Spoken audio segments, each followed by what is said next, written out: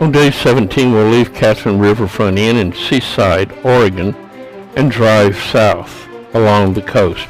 We'll stop at Tillamook Creamery and look there and see how they make cheese, and then we'll head on down to the Devil's Punch Bowl on Otter Point and spend some time looking there. Then we'll head to Newport for the night, where we'll stay at the Elizabeth Oceanfront Suites.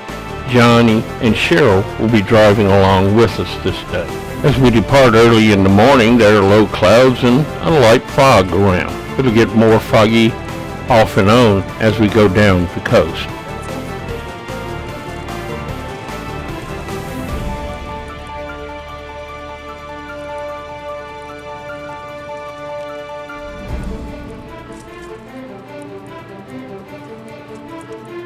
We had intended to go to Ecola State Park, but find out it's closed and we can't get in. Our main reason for going here is because they have some very good views along Cannon Beach at the overlook, and also there's a Goonies site here. The Lighthouse Inn, which is where many of the events happen, was built here and then destroyed, and this little building marks that spot.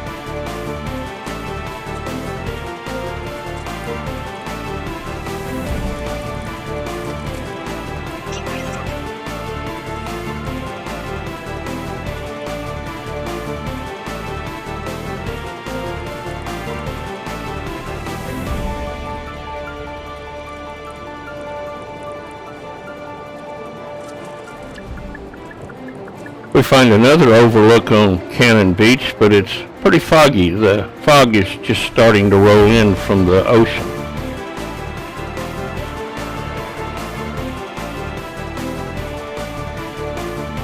As we continue to drive down the Oregon coast, elk we find, and we turn around and go back. We want to take pictures.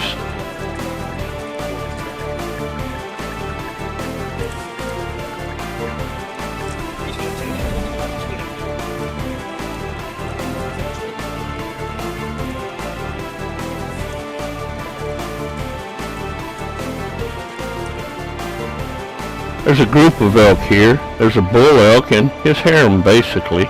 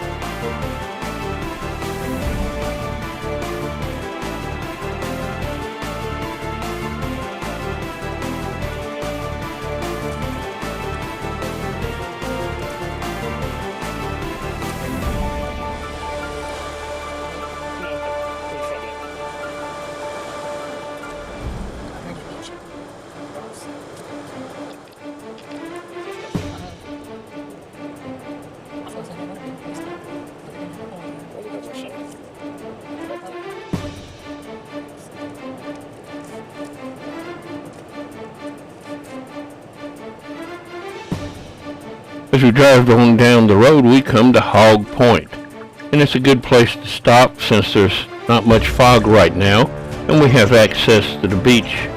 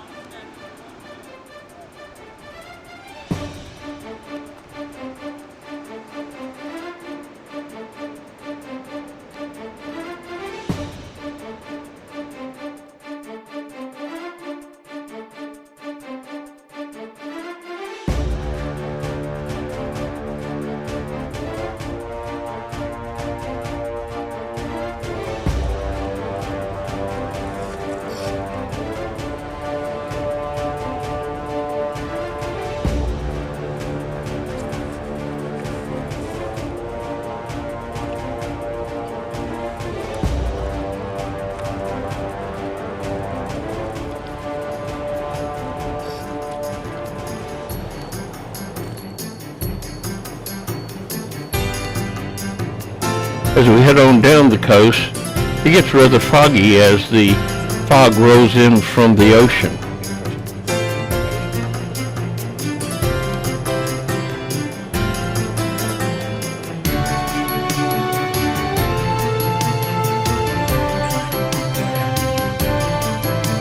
We had several vista points we wanted to stop at and look at, but the fog's so thick you can't even see the ocean just a few hundred feet in front of the place.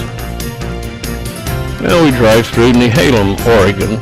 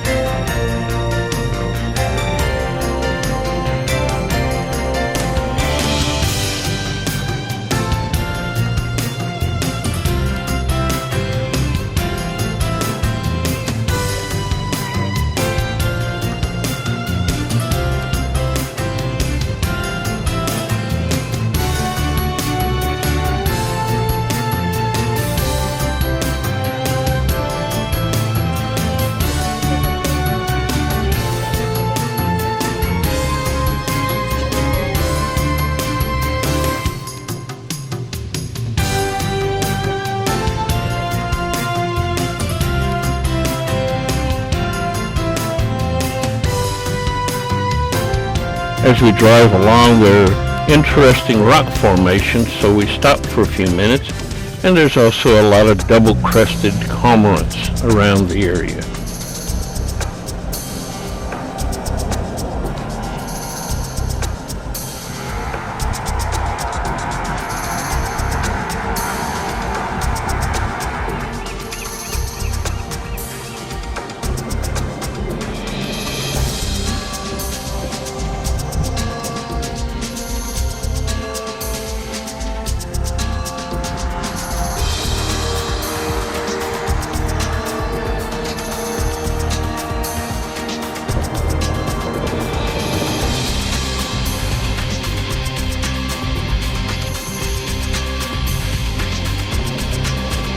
Next we pass through Garibaldi, Oregon.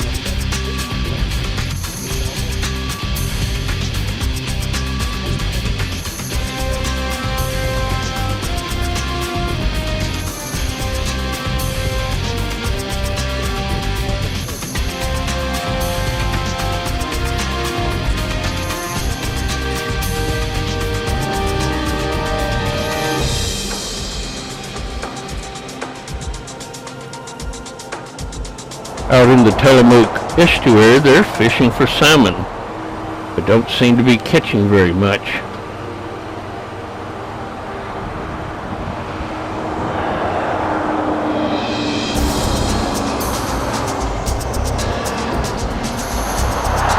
In fact, they seem to be catching more weeds than anything.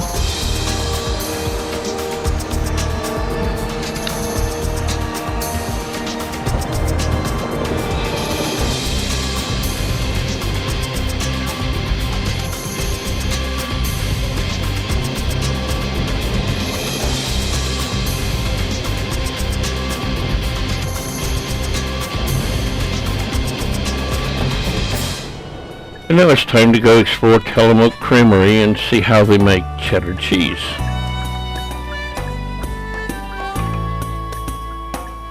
This is a rather large facility and they make several different kinds of dairy products.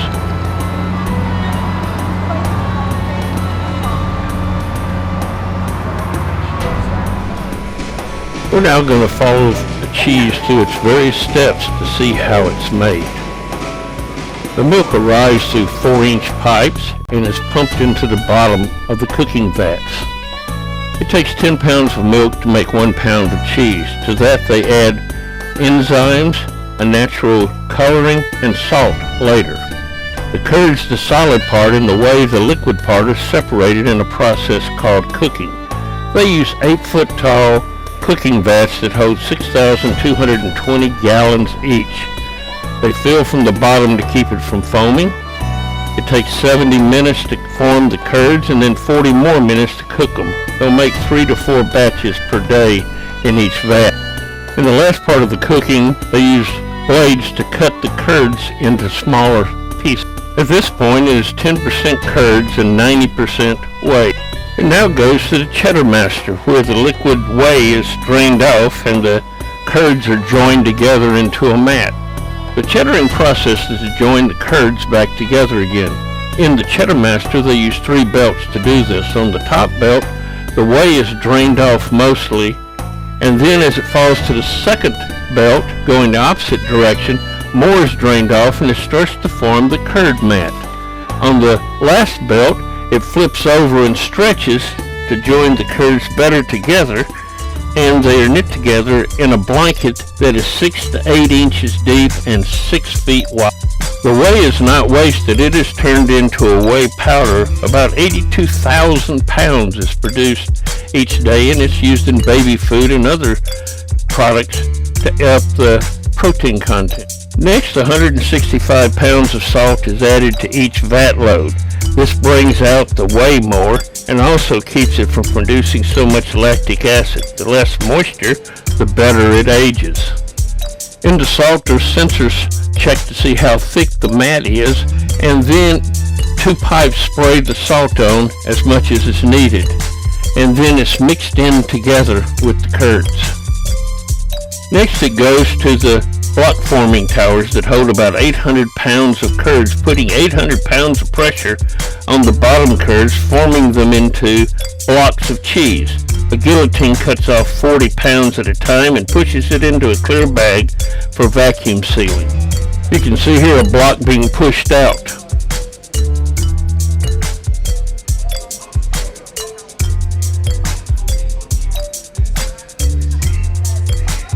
It is then sent to the vacuum sealer where it is sealed in its package.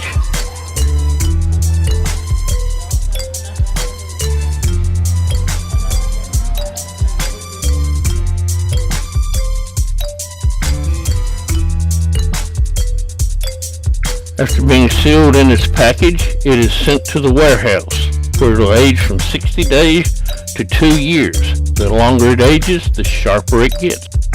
After it is aged, it is brought back into the factory and packaged, ready for selling in its proper size. We'll be looking at this process now. The first steps is to remove it from the boxes and from the bags and get it ready for processing. Some of it is removed from an auto bagger in the back. It is then cut to size. And the cutter is pushed through taut wires to cut it to size. The spacing between the wires can be changed to make various size blocks. Here you can see a block being cut to size as it's pushed through. The blocks vary somewhat in sizes, so they cut off the top and save that for making shredded cheese. Then it comes out ready to be separated. Then the blocks are separated by hand and fed into the weight checker.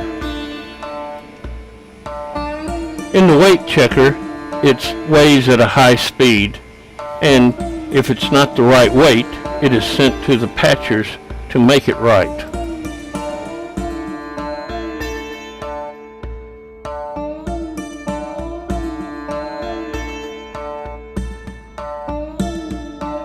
After being weighed, it is bagged.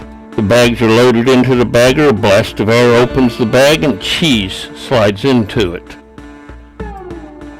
It is then sent to what is called the Blue Octopus to vacuum seal the bags.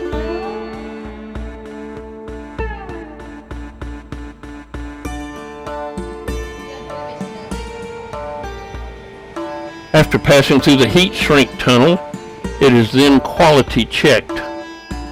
First, it's run through the metal detector to make sure there's no metal in it.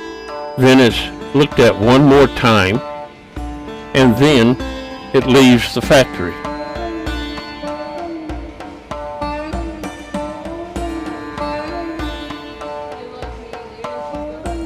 Of course, you can get free samples.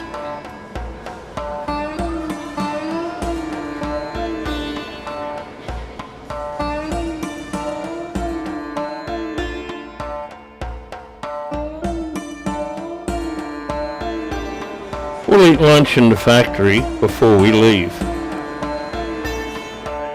And cheese is not their only product. They also make ice cream, and of course we have to sample.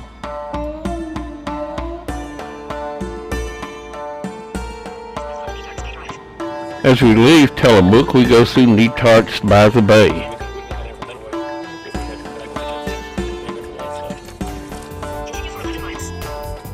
Here we'll be taking the Three Capes Scenic route. It goes around 3 different areas of water and gives us a beautiful views along the water.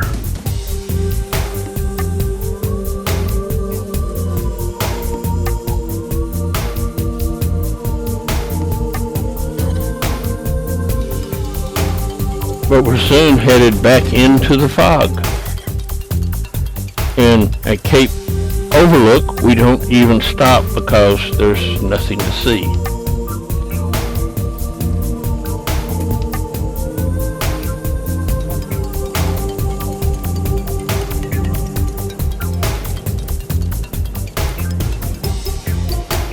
The fog finally leaves us for a while, but there's low-hanging clouds just over the mountains.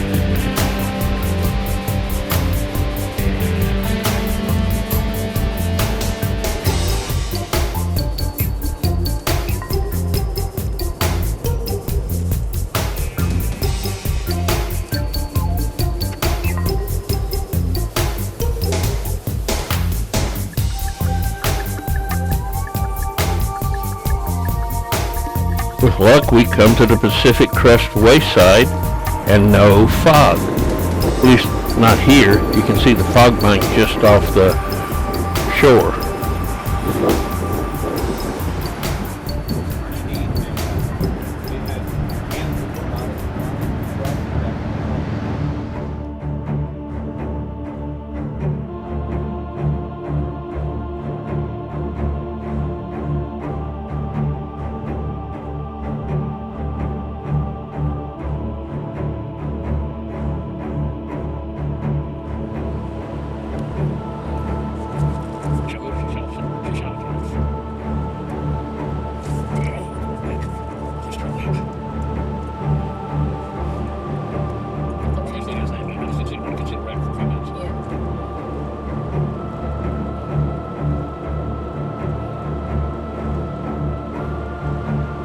On down the road we come to Otter Point and what's called the Devil's Punch Bowl. We're going to spend some time looking around here. The Devil's Punch Bowl is actually an ocean cave that the roof has collapsed in on. It'll fill with water during high tide, but we're at low tide right now.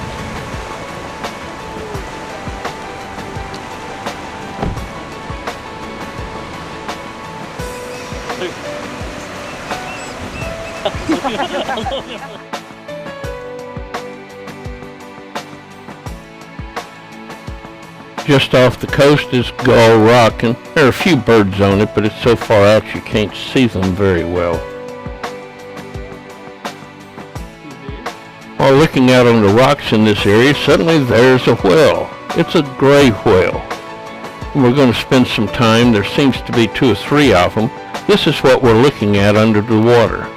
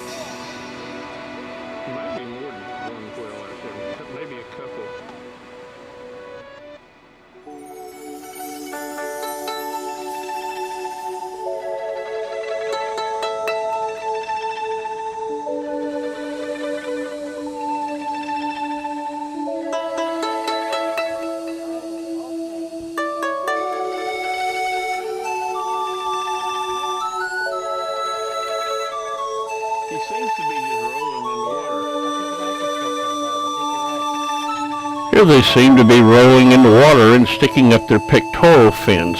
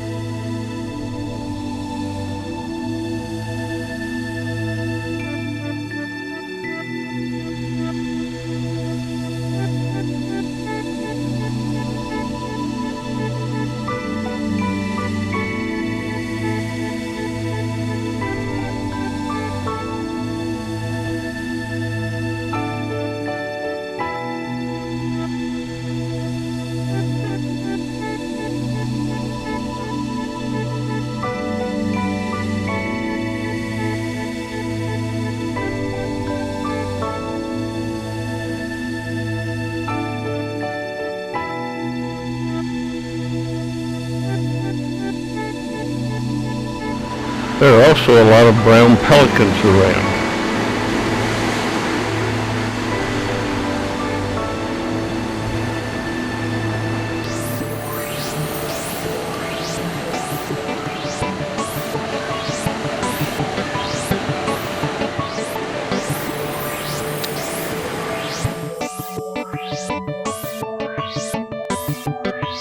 And lone surfers trying to catch some waves.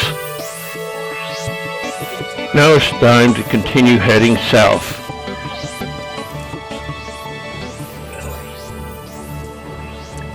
Take the next right onto Otter West Loop.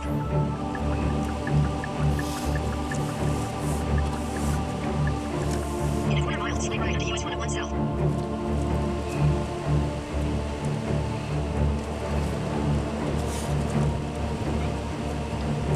Nobody lives on long by the bush over here.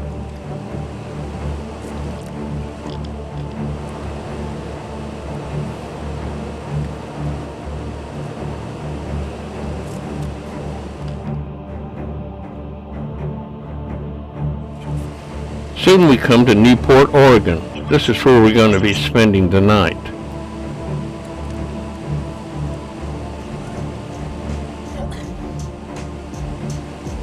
Take the next right onto West Alma Street.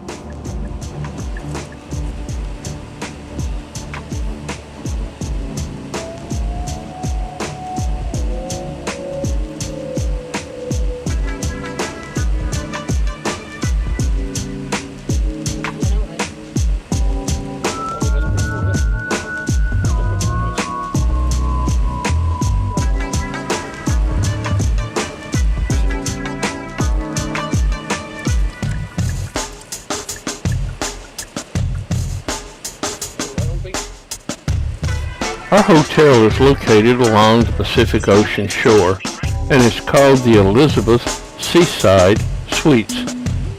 We'll be having an ocean view, although this evening it'll be mainly a fog view.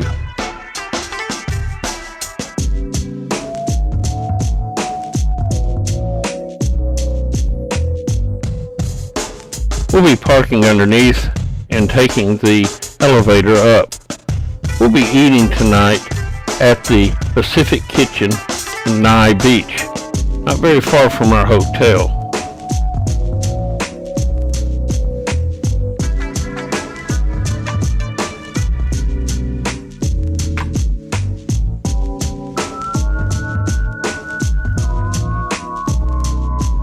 And after a nice supper, it's time to call day 17 to a close.